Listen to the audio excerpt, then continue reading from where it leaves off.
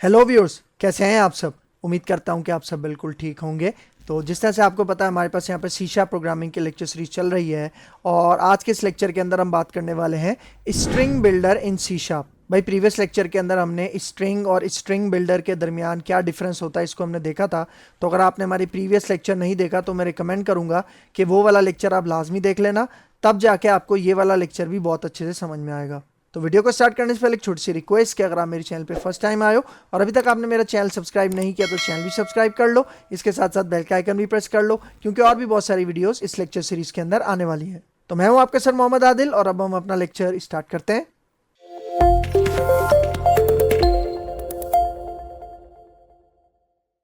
अच्छा ठीक है, अब हमारे पास कॉन्सेप्ट है सी# के अंदर स्ट्रिंग बिल्डर क्लास। पिछले लेक्चर के अंदर हमने स्ट्रिंग और स्ट्रिंग बिल्डर के दरमियान क्या डिफरेंस है इसको हमने देखा था। ठीक है, तो मैं रिकमेंड करूंगा कि पहले आप उस लेक्चर को देखो, क्योंकि उसी लेक्चर का ये नेक्स्ट पार्ट है आपके पास, जिसका नाम है स्ट्रिंग बिल्डर इन सी#। क्योंकि पिछले लेक्चर के अंदर मैंने आपको बताया था कि स्ट्रिंग और स्ट्रिंग बिल्डर के अंदर डिफरेंस क्या है और स्ट्रिंग बिल्डर क्यों बनाई गई क्लास। स्ट्रिंग के जितने भी ड्रॉबैक्स थे उसको ओवरकम करने के लिए स्ट्रिंग बिल्डर की क्लास बनाएगी। ठीक है, तो मैं रिकमेंड करूंगा पहले आप वो लेक्चर देखो पिछला वाला, उसके बाद आप इसके ऊपर जंप करना। ठीक है बेटा। ठीक है, तो अब यहाँ पे देखो स्ट्रिंग बिल्डर के बारे में क्या कह रहा है। String builder is a dynamic object that allows you to expand the number of characters in the string. इसका मतलब स्ट्रिंग बिल्डर क्या है, एक डायनेमिक ऑब्जेक्ट है। ठीक है, that allows you to expand the number of characters in the string. इसका मतलब कि भाई देखो, हमने जब पिछले लेक्चर के अंदर स्ट्रिंग देखा था, तो स्ट्रिंग का जब भी ऑब्जेक्ट हीप मेमोरी के अंदर बनता है, तो अगर मैं स्ट्रिंग के अंदर कोई भी चेंजिंग करता हूं तो क्या होता है, तो हमारे पास उसके जब भी हम चेंजिंग करते हैं तो उससे रिलेटेड एक नया आपके पास ऑब्जेक्ट बन जाता है, नया मेमोरी ब्लॉक बन जाता है हीप मेमोरी के अंदर। लेकिन स्ट्रिंग बिल्डर के अंदर ऐसा नहीं है, क्योंकि मैंने आपको बताया था स्ट्रिंग आपके पास इम्यूटेबल होते हैं। इसका मतलब स्ट्रिंग आपके पास अनचेंजेबल होते हैं, इम्यूटेबल होते हैं। लेकिन स्ट्रिंग बिल्डर आपके पास म्यूटेबल होता है, चेंजेबल होता है। इसका मतलब कि जब भी आप स्ट्रिंग बिल्डर के अंदर कोई भी मॉडिफिकेशन करते हो और कोई भी आप उसके अंदर अपेंडिंग करते हो, तो कोई नया ऑब्जेक्ट नहीं बनता मेमोरी हीप में। मतलब वो जो ऑब्जेक्ट बना हुआ है जिसके अंदर आप मॉडिफिकेशन कर रहे हो, वो मॉडिफिकेशन भी उसी की मेमोरी लोकेशन पे होंगी।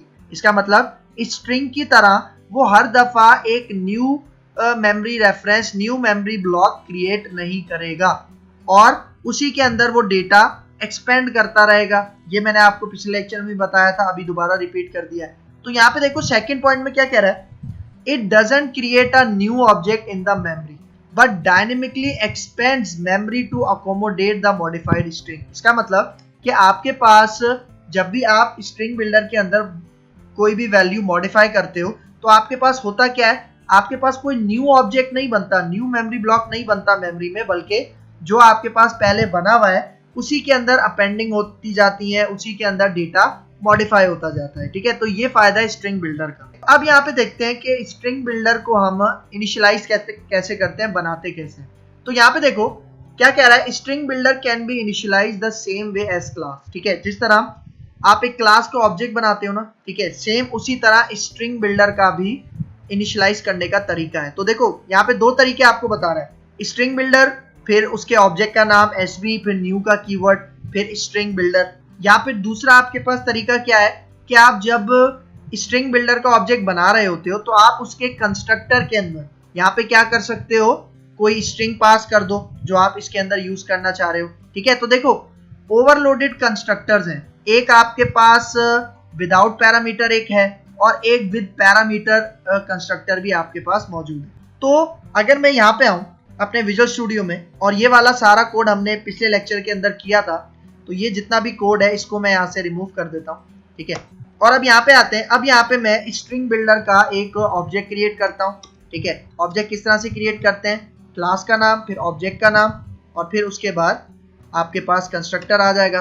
ठीक है, अब देखो आप एम्प्टी कंस्ट्रक्टर भी पास कर सकते हो या फिर इसका ओवरलोडेड वर्जन है जिसके अंदर आप क्या पास कर सकते हो, कोई स्ट्रिंग वैल्यू पास कर देते हो। मैं पास कर देता हूँ फॉर एग्जांपल आदिल। ठीक है, इस तरह का भी आप काम कर सकते हो। और फिर मैंने आपको बताया था कि जो स्ट्रिंग बिल्डर की क्लास है ये कौन से नेम स्पेस में मौजूद है, ये जो सिस्टम डॉट टेक्स्ट का नेम स्पेस है इसके अंदर कौन सी क्लास होती है, स्ट्रिंग बिल्डर क्लास होती है। ठीक है, तो इस तरह से आप क्या कर सकते हो, इसका ऑब्जेक्ट बना सकते हो, इसको इनिशियलाइज कर सकते हो। ठीक है, फिर आगे चलते हैं। अब यहाँ पे देखो क्या कह रहा है, you can give an initial capacity of characters by passing an int value in the constructor, by default it's 16 characters। भाई देखो ये क्या कह रहा है, जब भी आप स्ट्रिंग बिल्डर का ऑब्जेक्ट बनाते हो, ठीक है, तो आप उसके अंदर एक इंटीजर वैल्यू पास कर सकते हैं। अब ये इंटीजर वैल्यू क्या है, ये है आपके इस ऑब्जेक्ट की लेंथ कि इसके अंदर कितने कैरेक्टर्स आ सकते हैं।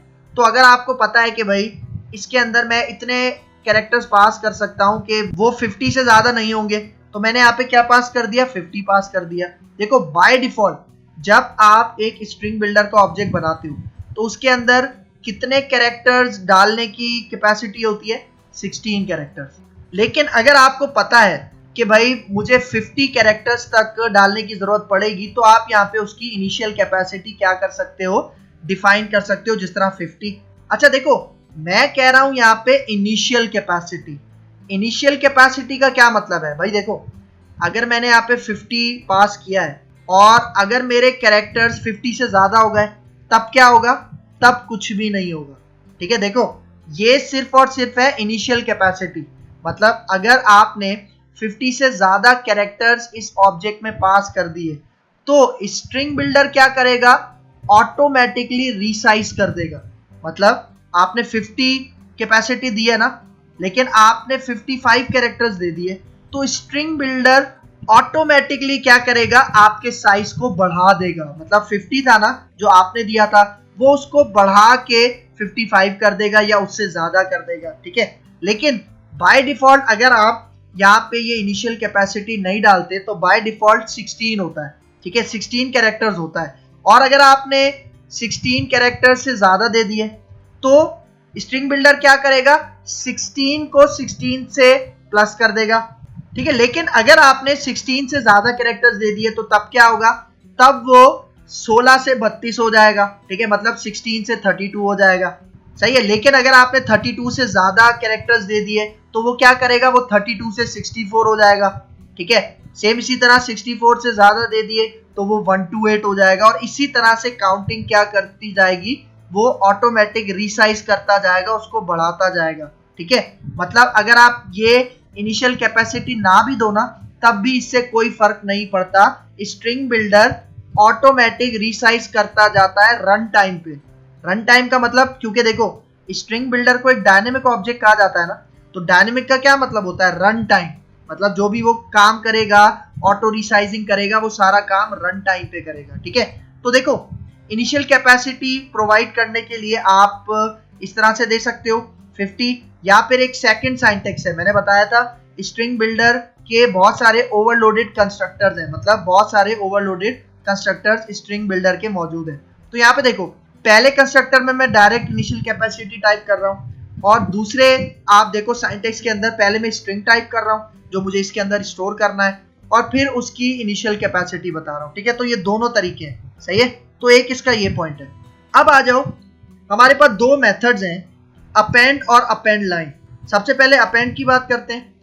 अब देखो अपेंड में क्या कह रहा है, use append method of string builder to add और append a string to string builder. इसका मतलब जब भी आप स्ट्रिंग बिल्डर बनाते हो, ठीक है, और उसके अंदर आप क्या करते जाते हो, डेटा अपेंड करते जाते हो, जिस तरह आप स्ट्रिंग में करते हैं। ठीक है, स्ट्रिंग में ऐसे ही करते हैं ना कि पहले स्ट्रिंग होता है, फिर उसके साथ कुछ और कॉन्कैटिनेट कर देते हैं या उसकी वैल्यू को चेंज कर देते हैं, ये सारा काम।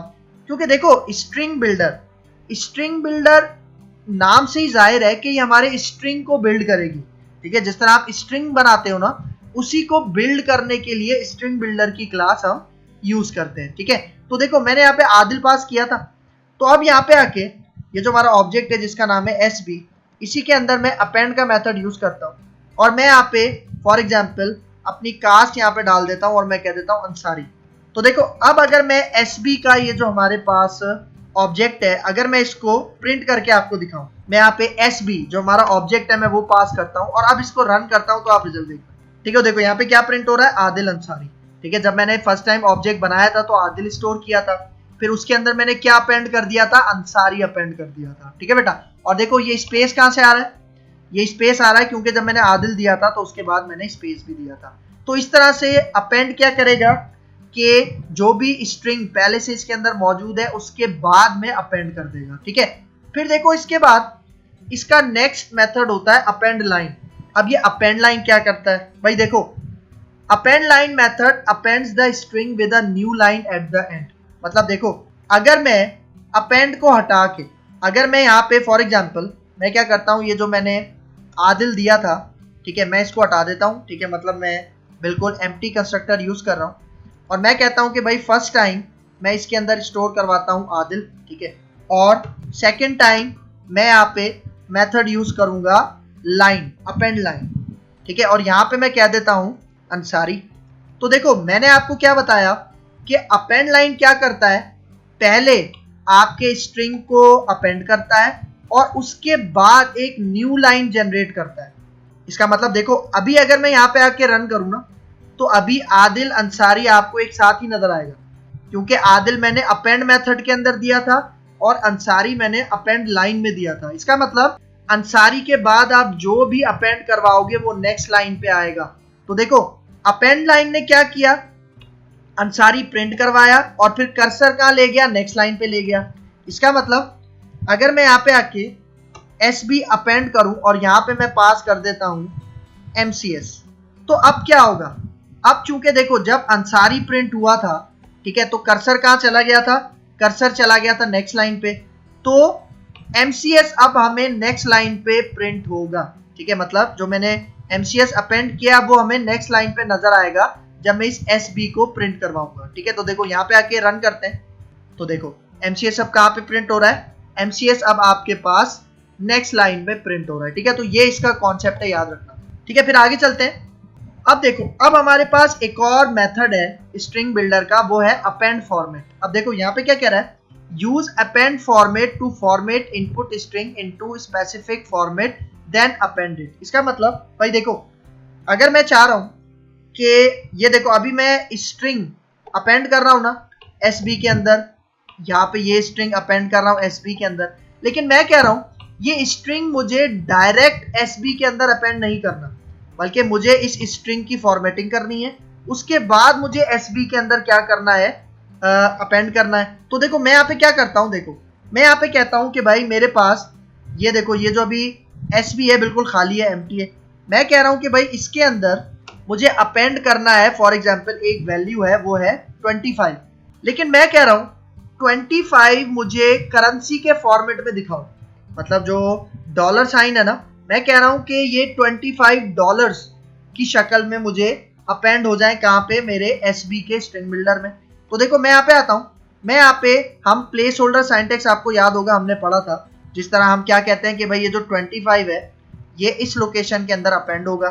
तो देखो पहले मैंने मेथड यहाँ पे कौन सा यूज करना है, अपेंड फॉर्मेट। ठीक है, तो यहाँ पे मैं मेथड यूज करूंगा अपेंड फॉर्मेट। तो अब मैं यहाँ पे कह रहा हूं कि ये जो 0 है, मतलब देखो ये जो 25 है ये हमारे पास इस लोकेशन पे अपेंड हो जाएगा SB के अंदर, लेकिन मैं कह रहा हूं उसकी मुझे फॉर्मेटिंग करवानी है, तो मैं कॉलन लगा के C दे देता हूं। अब ये C क्या है, C मतलब करेंसी।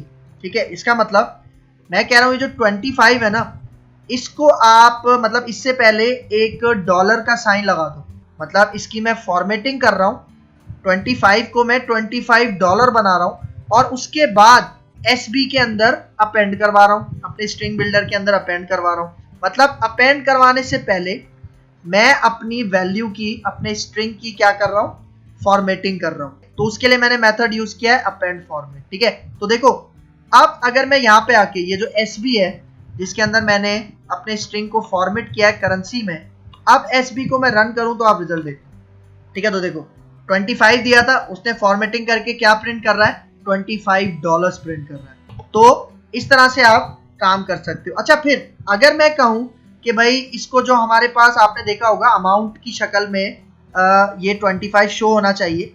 ठीक है, तो उसके लिए मैं यूज करता हूं कैपिटल N, पहले कैपिटल C यूज किया था करेंसी के लिए। अब मैं कह रहा हूं ये जो 25 है ना, ये आपके पास एक अमाउंट की शक्ल में नजर आनी चाहिए, तो अब मैंने यहाँ पे यूज कर लिया कैपिटल N। और अब अगर मैं यहाँ पे आके इसको रन करूं तो आप रिजल्ट देखना। तो देखो अब आपको क्या दिखा रहा है 25.00, ठीक है, सही है। मतलब अगर मैं यहाँ पे ये फॉर्मेटिंग हटा दूं, ठीक है, अगर मैं ये आपके पास n हटा दूं, ठीक है, और अब अगर रन करूं, ठीक है, तो आपके पास जैसे 25 था वो सेम वैसे ही अपेंड हो जाएगा स्ट्रिंग के अंदर और प्रिंट हो जाएगा, ठीक है बेटा। तो ये इसका पॉइंट है। अच्छा फिर हम एक और यूज करते हैं हेक्साडेसिमल वैल्यू के अंदर कन्वर्ट करने के लिए x, ठीक है, मतलब जो भी 25 है इसकी हेक्साडेसिमल वैल्यू में इसको फॉर्मेट करके और उसको अपेंड कर दो SB के अंदर और फिर मुझे यहाँ पे प्रिंट कर दो। तो अब अगर मैं रन करूं तो 25 की हेक्साडेसिमल वैल्यू क्या है आपके पास 19, ठीक है। इसको अगर आप सर्च करोगे तो आपको 19 मिलेगा, ठीक है। तो इस तरह के बहुत सारे फॉर्मेट हैं इंटरनेट के ऊपर, आप उसको देख सकते हो कि अपेंड फॉर्मेट के अंदर कौन कौन से हम फॉर्मेट यूज कर सकते हैं, ठीक है। फिर आगे चलते हैं, सही। तो देखो यहाँ पे एग्जाम्पल में यही बता रहा है कि 25 था उसको करेंसी के अंदर, जिस तरह करेंसी के लिए मैंने C यूज किया था फॉर्मेट, तो इसी तरह आप इसको यूज कर सकते हो, ठीक है। अब यहाँ पे देखो इंसर्ट मेथड है स्ट्रिंग बिल्डर का। अब देखो इंसर्ट क्या करता है, the insert method inserts the string eight specified index in string builder. इसका मतलब अगर आपके स्ट्रिंग बिल्डर के अंदर किसी स्पेसिफिक जगह पे आपको कोई न्यू स्ट्रिंग इंसर्ट करना है तब आप यूज करते हो इंसर्ट का मेथड, ठीक है। अगर मैं आपको यहाँ पे इसका सिंटैक्स समझाऊं, ठीक है, तो देखो हेलो वर्ल्ड यहाँ पे स्टोर हुआ है, ठीक है, हमारे SB के अंदर, ठीक है। और यहाँ पे देखो मैं क्या कह रहा हूँ, इसके 5th इंडेक्स नंबर के ऊपर आप क्या इंसर्ट करवा दो, C# इंसर्ट करवा दो। इसका मतलब अगर आप काउंट करो 0 1 2 3 4 और 5, ठीक है, इसका मतलब 5 पे क्या हो जाएगा, जहां पे स्पेस है वहां पे ये C# प्रिंट हो जाएगा, ठीक है। इसी तरह अगर मैं आपको इसको करके दिखाऊं, ठीक है, तो देखो मैं यहाँ पे आता हूं, मैं इसके अंदर स्टोर कर देता हूं हेलो वर्ल्ड, ठीक है। और अब मैं कह रहा हूं कि यहाँ पे देखो H का कौन सा इंडेक्स नंबर है 0, फिर इसी तरह 1 2 3 4 और 5, देखो 5 पे क्या है स्पेस है। तो मैं यहाँ पे कहता हूं आप क्या करो कि ये जो SB है, ठीक है, इसके अंदर अब मैं मेथड यूज कर रहा हूं इंसर्ट का। तो देखो इंसर्ट के पहले आर्ग्यूमेंट में हम क्या पास करते हैं, इंडेक्स नंबर। इंडेक्स क्या है 5 है, क्योंकि मैं 5 लोकेशन पे एक न्यू वैल्यू इंसर्ट करना चाह रहा हूं। और क्या वैल्यू इंसर्ट करना चाह रहा हूं, मैं इंसर्ट करना चाह रहा हूं सबसे पहले एक स्पेस दूंगा और फिर मैं यहाँ पे कहता हूं C#, सही है। मतलब मैं कह रहा हूं कि 5 इंडेक्स के अंदर आप क्या इंसर्ट कर दो, ये C# इंसर्ट कर दो, ठीक है। और अब अगर मैं इस SB को आपको रन करके दिखाऊं तो देखो क्या नजर आ रहा है आपको, हेलो C#, ठीक है। मतलब आपके ऊपर डिपेंड करता है कि आप कौन सी स्पेसिफिक लोकेशन पे कोई न्यू स्ट्रिंग या न्यू कैरेक्टर अपने इस स्ट्रिंग बिल्डर ऑब्जेक्ट के अंदर स्टोर करना चाहते हो, ठीक है बेटा, सही है। फिर आगे चलते हैं। अब देखो अब है आपके पास रिमूव। अब ये रिमूव क्या करता है, देखो the remove method remove the string eight specified index with specified length. इसका मतलब रिमूव हम क्यों यूज करते हैं, अपने स्ट्रिंग में से कोई भी स्पेसिफिक स्ट्रिंग हमें रिमूव करना है, उसकी हम लोकेशन बताते हैं और रिमूव क्या करता है, उस स्ट्रिंग को रिमूव करके दे देता है, ठीक है। तो देखो मैंने यहाँ पे क्या स्टोर करवाया था, मैंने यहाँ पे हेलो वर्ल्ड स्टोर करवाया था। तो मैं कह रहा हूं कि हेलो वर्ल्ड में ये जो वर्ल्ड है ना ये रिमूव हो जाना चाहिए। तो देखो वर्ल्ड का W कहां से स्टार्ट होता है, अगर आप यहाँ पे देखो 0 1 2 3 4 5 6, ठीक है। मतलब वर्ल्ड आपका स्टार्ट होता है, वर्ल्ड का W स्टार्ट होता है 6 से। तो मैं कह रहा हूं कि भाई 6 से आपने रिमूव करना स्टार्ट करना है। और कितने कैरेक्टर्स रिमूव करने, 1 2 3 4 5, ठीक है। मतलब 6 से आपने स्टार्ट करना है और कितने कैरेक्टर्स रिमूव करने, 5 कैरेक्टर्स रिमूव करने, ठीक है। तो देखो मैं यहाँ पे आता हूं, मैं कहता हूं SB डॉट रिमूव और इसके अंदर मैं कहता हूं कि भाई 6 से आपने स्टार्ट करना है और कितने कैरेक्टर्स आपने रिमूव करवाने, मैं कहता हूं 5 कैरेक्टर्स आपने रिमूव करवाने, ठीक है। मतलब देखो 6 क्या है आपके पास स्टार्टिंग इंडेक्स नंबर के, कहां से रिमूव करना स्टार्ट होगा और फिर कितने कैरेक्टर्स रिमूव करवाने, 5 कैरेक्टर्स रिमूव करवाने, उसको मैंने यहाँ पे पास कर दिया। तो अब अगर मैं यहाँ पे आके रन करूं तो देखो अब आपको सिर्फ और सिर्फ क्या प्रिंट हो रहा है, हेलो प्रिंट हो रहा है। क्यों, क्योंकि मैंने वर्ल्ड को क्या करवा दिया है, रिमूव करवा दिया, ठीक है बेटा। तो इस तरह का आप कॉन्सेप्ट यूज कर सकते हो रिमूव मेथड में, ठीक है। फिर आगे चलते हैं। अब देखो, अब है आपके पास रिप्लेस मेथड। अब देखो रिप्लेस मेथड नाम से ही जाहिर है क्या करेगा, किसी भी वर्ड को या किसी भी कैरेक्टर को रिप्लेस कर देगा किसी और वर्ड के साथ। तो देखो यहाँ पे क्या कह रहा है, the replace method replaces all occurrence of a specified string with a specified replacement string. इसका मतलब यहाँ पे देखो, यहाँ पे हेलो वर्ल्ड है ना, मैं कह रहा हूं कि भाई वर्ल्ड को रिप्लेस कर दो आप किसके साथ, सी शार्प के साथ, तो उसके लिए हम यूज करते हैं रिप्लेस। ठीक है, तो देखो मैं यहाँ पे आता हूँ, मैं यहाँ पे कहता हूँ हेलो वर्ल्ड है ना, और मैं अब ये रिमूव का मेथड हटाता हूँ, मैं यहाँ पे कहता हूँ sb डॉट रिप्लेस, और इसके अंदर मैं कहता हूँ कि भाई हमारे पास आप सबसे पहले हेलो को फाइंड करो, बल्कि वर्ल्ड को फाइंड करो, और वर्ल्ड को आप क्या कर दो, किसके साथ रिप्लेस कर दो, सी शार्प के साथ रिप्लेस कर दो। ये जो भी आपके पास एसबी का ऑब्जेक्ट है, इसके अंदर जो भी स्ट्रिंग है, इसके अंदर आपको जहां पे भी वर्ल्ड मिलता है, ठीक है, वर्ल्ड की जगह आप क्या रिप्लेस कर दो, सी शार्प रिप्लेस कर दो। ठीक है, तो देखो अब अगर मैं यहाँ पे आके रन करूं तो देखो वर्ल्ड की जगह पे क्या आ गया, सी शार्प आ गया। ठीक है, लेकिन यहाँ पे एक चीज नोटिस करो, यहाँ पे क्या कह रहा था, ऑल अकरेंसेस। इसका क्या मतलब है, इसका ये मतलब है कि वर्ल्ड जहां जहां भी आएगा इस स्ट्रिंग बिल्डर के अंदर, वहां वहां सी शार्प हो जाएगा। इसका मतलब देखो, अगर मैं हेलो से पहले भी वर्ल्ड लिख दूं, मैंने यहाँ पे क्या लिखा, वर्ल्ड हेलो वर्ल्ड, ठीक है, और मैं क्या कह रहा हूं, ये जो आपके पास एसबी का ऑब्जेक्ट है, इसके अंदर जहां जहां वर्ल्ड है वहां वहां आप क्या कर दो, सी शार्प कर दो, मतलब ऑल अकरेंसेस के ऊपर। तो अब अगर मैं रन करूं, वर्ल्ड हेलो वर्ल्ड की जगह क्या आ रहा है, C sharp hello C sharp. ठीक है बेटा, इस तरह से आप इसको यूज कर सकते हो। फिर देखो, फिर अगला आपके पास एक कॉन्सेप्ट है, मेथड है टू स्ट्रिंग बिल्डर। अब देखो टू स्ट्रिंग हम क्यों यूज करते हैं, देखो use to string method to get string from string builder. इसका मतलब भाई देखो, स्ट्रिंग बिल्डर क्या है, म्यूटेबल है, और स्ट्रिंग आपके पास इम्यूटेबल है, मतलब स्ट्रिंग बिल्डर चेंजेबल है और स्ट्रिंग इम्यूटेबल है। अगर आप चाह रहे हो स्ट्रिंग बिल्डर के थ्रू जो भी आपने स्ट्रिंग बनाया है, जो भी स्ट्रिंग बिल्ड किया है, अगर आपको उसको वापस स्ट्रिंग में कन्वर्ट करना है, इम्यूटेबल बनाना है, तब आप यूज करते हो ये टू स्ट्रिंग का मेथड। ठीक है, तो देखो मैं यहाँ पे आता हूँ, यहाँ पे अगर आप इसका सिंटैक्स देखो क्या कह रहा है, एक स्ट्रिंग वेरिएबल बनाया उसने, और उसके अंदर ये जो एसबी है, एसबी क्या है, आपका स्ट्रिंग बिल्डर का ऑब्जेक्ट, उसको टू स्ट्रिंग में कन्वर्ट करके, मतलब स्ट्रिंग में कन्वर्ट करके एसटीआर में पास कर रहा है। तो देखो अब अगर मैं यहाँ पे आऊँ, मैं यहाँ पे ये लाइन हटाता हूँ, तो यहाँ पे देखो, यहाँ पे ये जो मेरा स्ट्रिंग बिल्डर है, इसके अंदर फॉर एग्जांपल मैंने टाइप किया हेलो वर्ल्ड,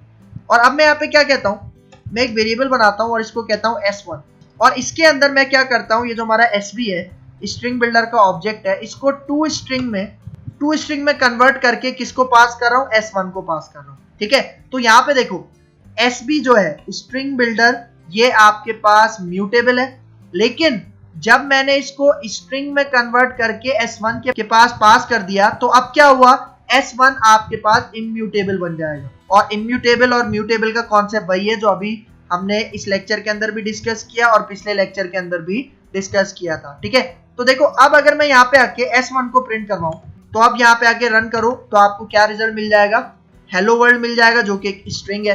ठीक है, मतलब स्ट्रिंग बिल्डर के थ्रू जो हमने स्ट्रिंग बनाया था वो यहाँ पे हमें प्रिंट हो रहा है। ठीक है, इसका मतलब ये वापस इम्यूटेबल फॉर्म के अंदर आ चुका है। ठीक है, ठीक है, तो अब आ जाओ, कुछ पॉइंट्स हैं बहुत ज्यादा इंपॉर्टेंट पॉइंट, जिनको रिमेंबर रखने की जरूरत है, याद रखने की जरूरत है। तो पहला पॉइंट क्या कह रहा है, string builder is mutable. Mutable मतलब चेंजेबल है। इसका मतलब जो भी स्ट्रिंग बिल्डर का ऑब्जेक्ट आप बनाते हो, उसके लिए जो भी मेमोरी एलोकेट होती है, आप उसके अंदर बार बार चेंजिंग कर सकते हो, मॉडिफिकेशन कर सकते हो, और ऐसा स्ट्रिंग के अंदर बिल्कुल नहीं होता था, क्योंकि वो मल्टीपल कॉपीज बना देता था अगर आप उसकी वैल्यू चेंज करते थे। मतलब देखो अब सेकंड पॉइंट में क्या कह रहा है, string builder performs faster than string when appending multiple string value. ठीक है, इसका मतलब आपके पास एक स्ट्रिंग है और आपके पास एक स्ट्रिंग बिल्डर है, अगर आपको इसके अंदर वैल्यूज को अपेंड करना है तो स्ट्रिंग बिल्डर ज्यादा फास्ट है। मतलब आपके पास स्ट्रिंग है और स्ट्रिंग बिल्डर है, अगर उसके अंदर आपको मल्टीपल वैल्यूज अपेंड करवानी है और आप चाह रहे हो ज्यादा तेज तरीके से अपेंड करवाना चाह रहे हो, तब आप यूज करोगे स्ट्रिंग बिल्डर का कॉन्सेप्ट। और ये जो सेकंड पॉइंट है, इसकी एग्जांपल मैं पिछले लेक्चर में आपको प्रैक्टिकली समझा चुका हूं, तो अगर किसी ने पिछला लेक्चर नहीं देखा तो उसका वो वाला लेक्चर देख लो, तो आपको ज्यादा अच्छे से समझ में आ जाएगा। अब देखो थर्ड पॉइंट क्या कह रहा है, use string builder when you need to append more then 3 और 4 स्ट्रिंग्स। इसका मतलब आप स्ट्रिंग बिल्डर कब यूज करते हो, जब आपको 3 या 4 उससे ज्यादा वैल्यूज आपको अपेंड करवानी है या मॉडिफिकेशन करवानी है, तब आप यूज करते हो स्ट्रिंग बिल्डर का कॉन्सेप्ट। फिर देखो चौथा point, use append method to add और append strings with string builder. मतलब स्ट्रिंग बिल्डर के अंदर अगर मुझे डेटा कॉन्कैटिनेट करवाना है तो मैं कौन सा मेथड यूज करता हूँ, अपेंड का मेथड यूज करता हूँ। फिर second last point, use to string method to get the string from the string builder. मतलब स्ट्रिंग बिल्डर के थ्रू आपने